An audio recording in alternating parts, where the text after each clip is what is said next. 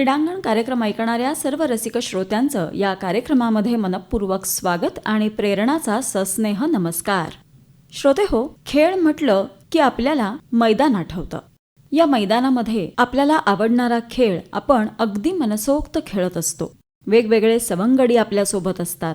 एकदा का आवडीचा खेळ खेळण्यासाठी आपण मैदानात उतरलो की आपल्याला घरची आठवण सुद्धा होत नाही. बघा ना, थोडंसं आठवून बघा. आपण आपल्या लहानपणी आपल्याला आवडणारे खेळ अगदी मनसोक्त खेळायचो आणि हे खेळ खेळण्यासाठी शाळांना सुट्टी कधी पडते याची वाट बघत बसायचो. एकदा का सुट्ट्या सुरू झाल्या की आपल्याला खेळायला मुभा असायची. असेच खेळ सुट्टीमध्ये मनोरंजन म्हणून खेळत असतानाच अचानक याच खेळांमधून करिअर निवडीचा मार्ग सापडतो. खेळातून मातीशी नाळ जोडली गेली असल्यामुळं प्रत्येकाकडं बघण्याचा दृष्टिकोन सकारात्मक होत जातो. यातून एक उत्कृष्ट खेळाडू, संघनायक, प्रशिक्षकापर्यंतचा प्रवास सुरू राहतो. असंच काहीसं आज आपण आपल्या कार्यक्रमामधून ऐकणार आहोत.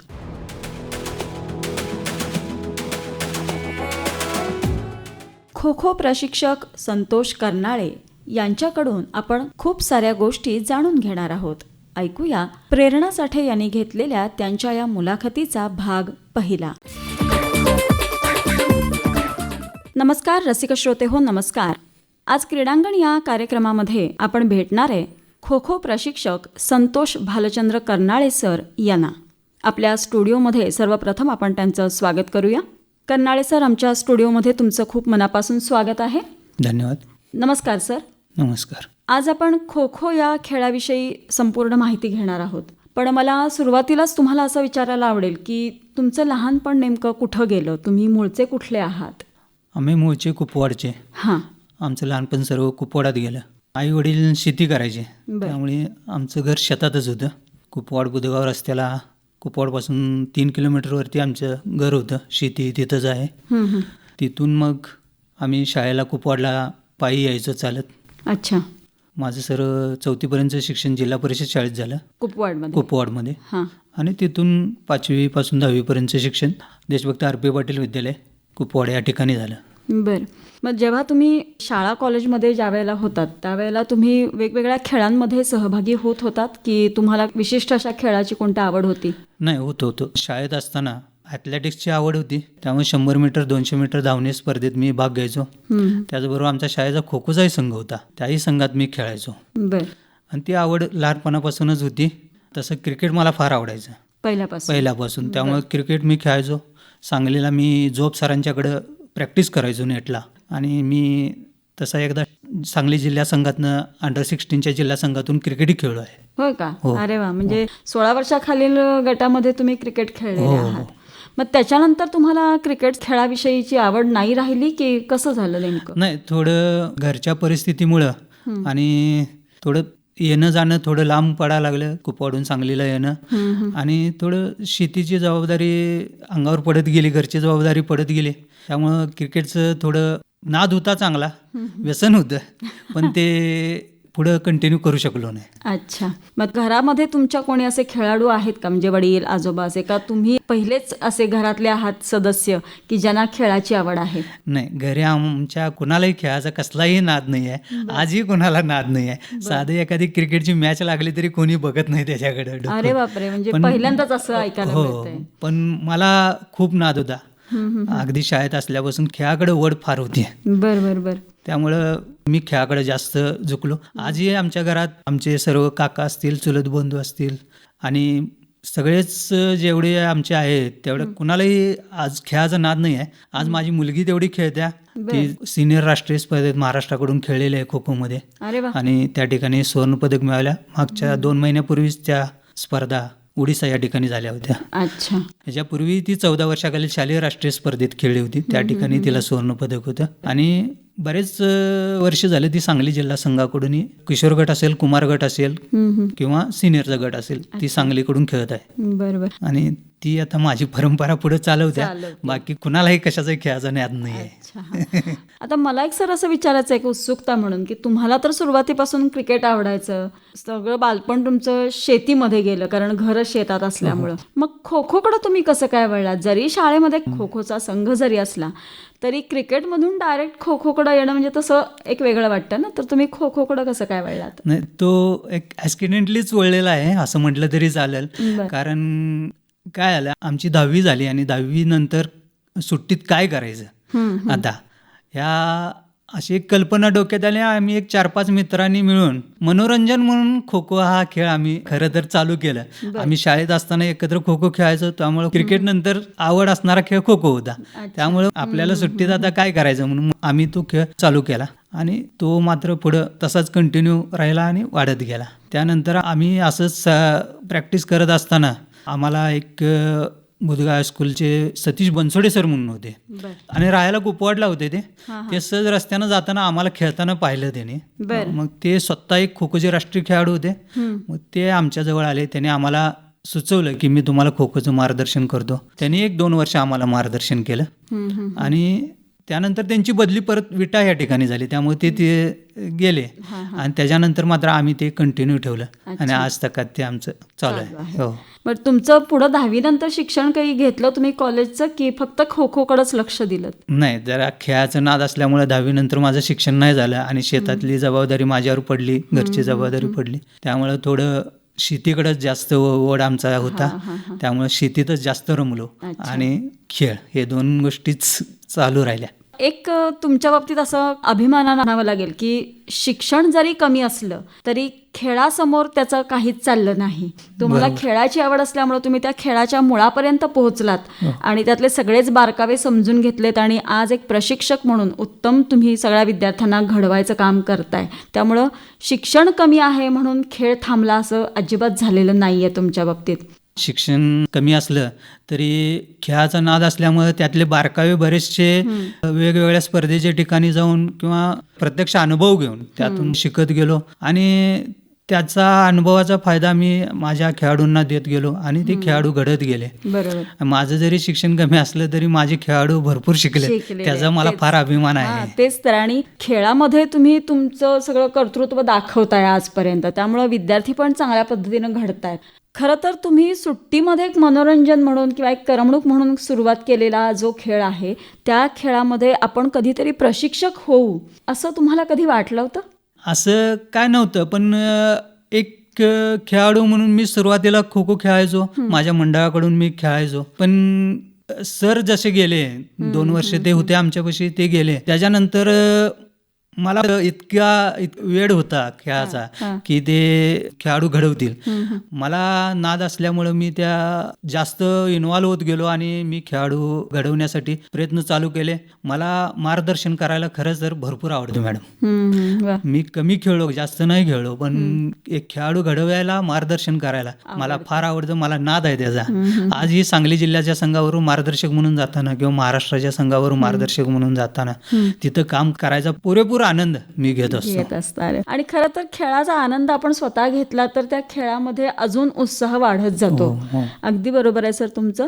आता तुम्ही जेव्हा मनोरंजनातून स्वतः खेळ खेळायला लागलात तेव्हा एक खेळाडू कसा असावा असं एक मनामध्ये आपल्या एक प्रतिमा तयार झालेली असते. एकमेकांना बघून आपण ते शिकत असतो. तर तसं जरी तुमचे 2 वर्ष ते गुरु जे तुमचे होते तुम्हाला शिकवून ते पुढं बदली म्हणून गेले अनपेक्षितरित्या, पण नंतर मग तुम्ही कोणाचं मार्गदर्शन घेतलं किंवा तुम्ही स्वतःच तसं इतरांचं बघत बघत खेळत गेलात की काही अभ्यास पण त्याच्याबद्दलचा केलात? काय नेमकं केलं तुम्ही एक खेळाडू म्हणून स्वतःला घडवण्यासाठी? नाही, त्याच्यानंतर आम्हाला कुणाचं मार्गदर्शन असं काही मिळालं नाही. आम्हीच वेगवेगळ्या स्पर्धेत भाग घेऊन पहिल्यांदा आम्ही जायचो स्पर्धेला, पहिल्याच सामन्यात हारायचो, डबे घेऊन जायचे, पहिल्या सामन्यात हारायचे, डबे खायचे, घरी यायचं, इतकंच आम्ही काम करायचो. पण चांगले जेवढे संघ होते त्या संघांचे सामने बघायचे, त्यांचे व्हिडिओ बघायचे आणि त्यातून त्यांचे बारकावे शिकायचे आणि त्याचा सराव आपल्या मैदानावरती येऊन सर्व खेळाडूंच्याकडून करून घ्यायचा. ही पद्धत मी सुरुवातीला वापरत गेलो आणि खेळाडू जसजशी वरच्या लेवलला राज्य राष्ट्रीय स्पर्धेला खेळायला लागले तसा त्या तयार झालेल्या खेळाडूंचा हा अनुभव आमच्या इतर खेळाडूंना व्हायला लागला आणि त्यातून आमचे खेळाडू घडत गेले, चांगले संघ घडत गेले. अच्छा, तुमचा जेव्हा खो खोचा संघ होता स्वतःचा, त्यावेळेला तुम्ही पहिली जी स्पर्धा जिंकली असेल त्यावेळेचा अनुभव कसा होता? खरं तर आम्ही पहिली स्पर्धा जिंकली ती 14 वर्षाखालील शालेय राज्य अजिंक्य स्पर्धेची. अच्छा.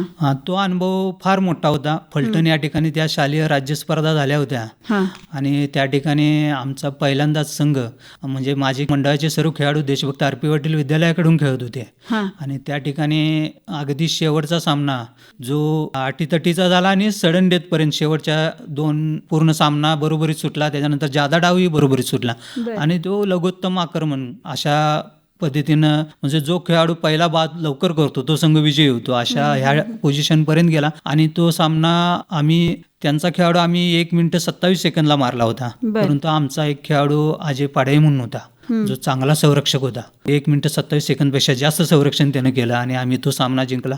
वा. तो आमचा पहिला खरं विजयी संघ होता आणि तो अटीतटीचा तो अत्यंत अटीतटीचा सामना झाला होता. त्याच्या आधी आम्ही भरपूर प्रयत्न करत होतो 2-4 वर्ष, पण आम्हाला काही यश मिळत नव्हतं. अच्छा. परंतु तो पहिल्यांदा आम्हाला यश मिळाला आणि त्याचा आनंद हा जास्त होता. अच्छा. म्हणजे अगदी 2 सेकंदांच्या फरकाने तुम्ही तो सामना जिंकलेला होता. अशा वेळेला आपल्याला खरं तर वेळेचं महत्व खूप कळतं की अगदी सेकंदामध्ये सुद्धा किती बदल होऊ शकतो. हा जो पहिला सामना तुम्ही खेळलात 14 वर्षाखालील गटामध्ये फलटणमध्ये, साधारण तुम्ही खो खोचा संघ तुमचा तयार झाल्यापासून किती वर्षानंतर हा पहिला जो विजयी झाला तो खेळलेला होता सामना? आम्ही ह्या खेळाची सुरुवात 1999-2000 सालाच्या आसपास चालू केली. अच्छा. आणि मला वाटतं 2006 सालाला आम्ही ती स्पर्धा जिंकली होती. जवळजवळ 6-7 वर्ष लागले आम्हाला ही स्पर्धा जिंकण्यासाठी. ओके. म्हणजे साधारण 1999 पासून संघ तुमचा खेळत होता खो खो, पण खऱ्या अर्थानं जो विजय मिळाला किंवा जे यश तुम्हाला प्राप्त झालं ते 2006 साली. तिथपासून तुमची विजयाची परंपरा अखंड सुरूच राहिलेली आहे आजपर्यंत. जेव्हा तुम्ही एक खेळाडू म्हणून किंवा एक संघातला व्यक्ती म्हणून जेव्हा स्वतः खेळत होतात, तो खेळ साधारण किती वर्ष तुम्ही खेळलात? मी जास्त नाही खेळलो, पण एक 3-4 वर्ष मी माझ्या मंडळाकडून खेळलो. अच्छा. ज्यावेळी आम्ही हा खेळ चालू केला त्यावेळी ऍक्च्युली वय माझं 16-17 होतं. त्यामुळं गटात खेळण्याचा वय निघून गेलं होतं. त्यामुळे सिनियर गटात मी एक 4-5 वर्ष माझ्या मंडळासाठी खेळत राहिलो. अच्छा.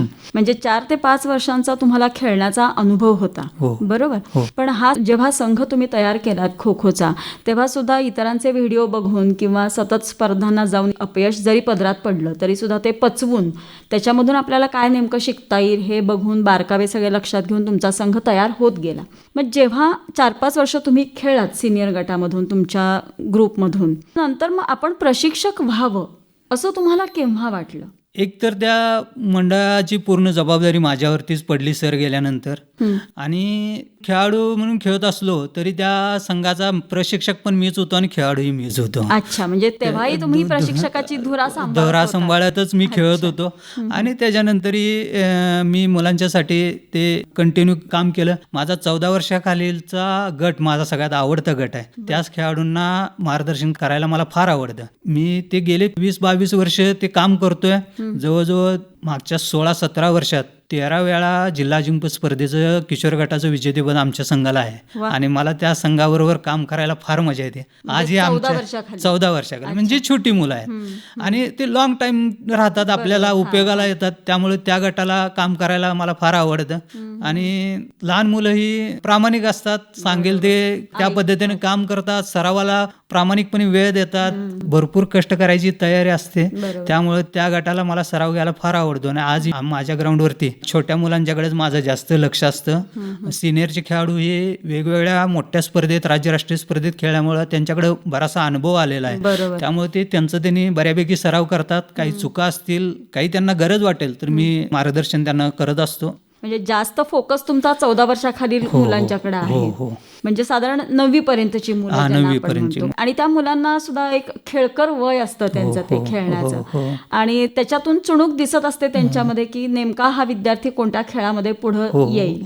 तुम्ही जेव्हा आता प्रशिक्षक म्हणून सुरुवात करता एखादा संघ निवडण्यासाठी, ते विद्यार्थी स्वतःहून तुमच्याकडे येतात की तुम्ही शाळांमधून प्रत्यक्ष भेटी देता आणि विद्यार्थी निवडून घेता? कशी पद्धत आहे तुमच्या खेळाची? नाही, आम्ही शाळेमधूनही जाऊन शाळेचे जे क्रीडा शिक्षक असतील, त्यांचे मुख्याध्यापक असतील, त्यांना आमच्या मंडळाच्या मैदानावरती मुलांना पाठवा असं आम्ही त्यांना रिक्वेस्ट करतो. तेही आमच्या संघाचं बऱ्यापैकी दबदबा असल्यामुळं, नाव असल्यामुळं रिस्पॉन्स चांगला देतात. कुपवाडला आमच्या एक 5-6 शाळा आहेत जिथे आम्ही शाळा चालू झाल्यानंतर जूनमध्ये प्रत्येक शाळेत जाऊन त्यांना रिक्वेस्ट करतो की आम्हाला मुलं द्या. पूर्वी फार प्रमाणात खेळाडूंच्या घरी जावं लागायचं किंवा शाळेत जाऊन बोलवून आणावं लागायचं मुलांना की चला मैदानावरती खेळायला. पण आज थोडी परिस्थिती बदलली आहेत, पालक जागरूक झालेले आहेत. आज पालक स्वतः मुलांना आपल्या ग्राउंडवरती घेऊन येतात आणि त्यांची इच्छा असते की आपला मुलगाही आज मैदानावरती खेळला पाहिजे. बरोबर आहे. मग त्यालाही चांगलं मार्गदर्शन मिळालं पाहिजे. आणि मैदान हे असं आहे की जिथं नुसता खेळाडू घडत नाही, खरं तर तो माणूस घडत असतो. अगदी 4 भिंतीच्या पलीकडे जाऊन खेळाडू म्हणून, माणूस म्हणून त्यानं जगात कसं राहिलं पाहिजे, कसं वागलं पाहिजे, कसं बोललं पाहिजे, चाललं पाहिजे, ह्याचं सगळं शिक्षण हे मैदानावरती मिळतं. त्यामुळं आज पालकही जागरूक झालेत.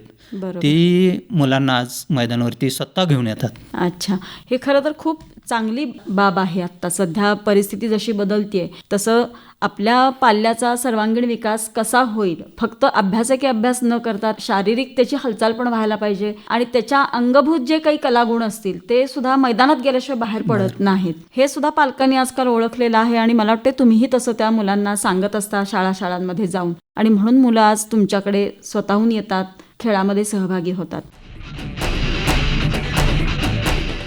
श्रोते हो, प्रत्येक खेळातून आपल्याला आनंद तर मिळतोच, यातूनच अपयश पचवण्याची ताकद सुद्धा मिळते.